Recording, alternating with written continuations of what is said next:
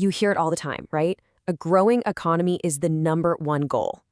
But what if that's just, half the story?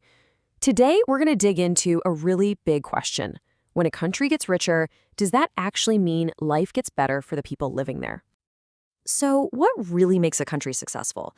Is it all about those shiny skyscrapers and booming stock markets? Or is it something else? Something more human, like the health and education of its people? That's the tension we're going to explore today. We'll break down two huge ideas, growth and development, and see how this whole debate played out in one of the most fascinating economies on the planet. All right, first things first, let's clear something up. You've probably heard the terms economic growth and economic development used like they're the same thing. Well, they're not even close. They are two totally different ways of seeing the world. Okay, so economic growth. This is the easy one. It's just a numbers game, plain and simple. Think of it like a country's report card, and the only grade that matters is the final number for its total output. Usually we look at per capita income. For decades, this was it. This was the main way we judged success. The thinking was pretty basic. If the number goes up, hey, the country's doing great. But does that one number really tell you the whole story? And that's where economic development comes in. This is a much bigger, fuzzier, more qualitative idea. It says, sure, growth is important, you gotta have it, but then it asks the most important follow-up question. What is that growth actually doing for people? Development looks at the real-world stuff, education, healthcare, whether the money is spread out fairly. It's not just about baking a bigger economic pie, it's about asking, hey, is everyone actually getting a slice of this thing? So here's the absolute key difference, the thing to remember. You can totally have economic growth without economic development. Just picture it. An economy is booming because it's selling tons of luxury yachts, but at the same time, its public schools are falling apart. The growth number looks fantastic, but are people really better off?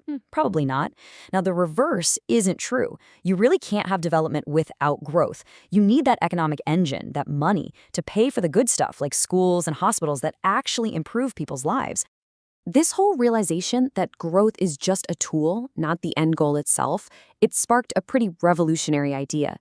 People started thinking, wait a minute, if the whole point of this is to improve people's lives, why don't we just measure that directly?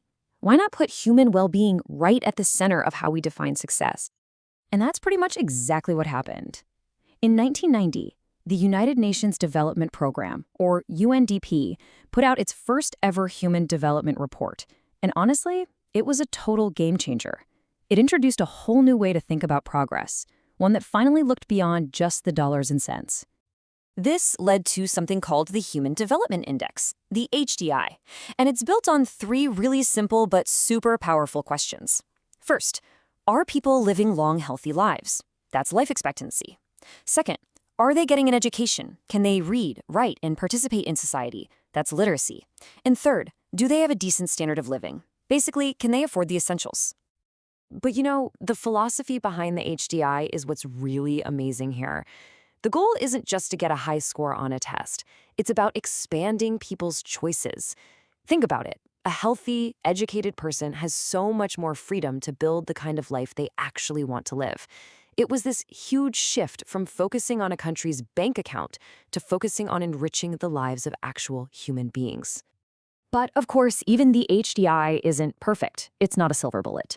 The UN themselves pointed this out. A country can have a really high HDI score and still be, undemocratic, or have massive inequality, or be destroying its environment.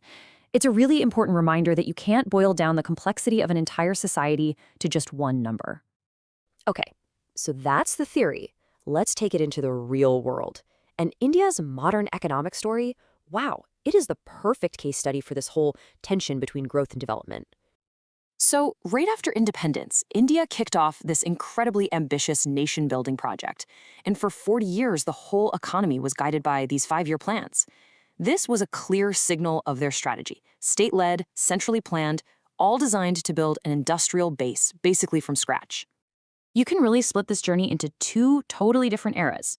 The first one, from 1951 to 1991, that was the era of the public sector. The government was 100% in the driver's seat. The goal was to create a socialistic pattern of society. But then 1991 happened, and it was this dramatic, massive turning point that unleashed the power of the private sector through huge economic reforms. So, what did that first era actually look like?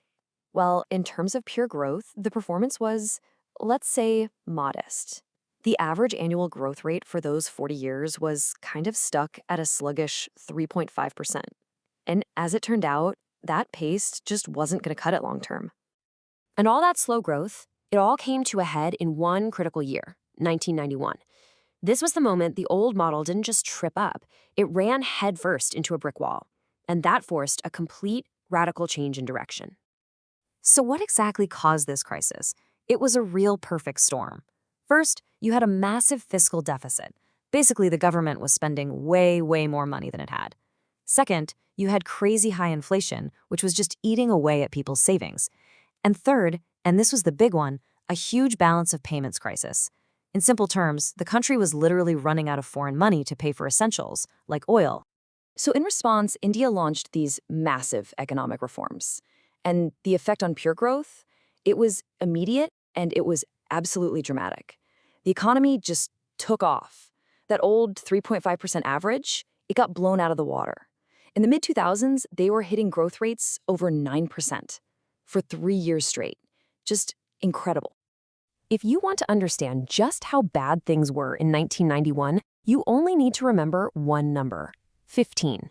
India had enough foreign cash to pay for just 15 days' worth of imports. That's it. The entire nation was basically 2 weeks away from a complete economic meltdown. And the turnaround was just as mind-blowing. By 2015, those reserves had exploded. They could cover 7 months of imports. I mean, think about that. From the absolute brink of disaster to a position of real stability. From a pure financial growth point of view, you just can't argue with it. The reforms were a massive success. But, and this is a big but, this is where our story comes full circle.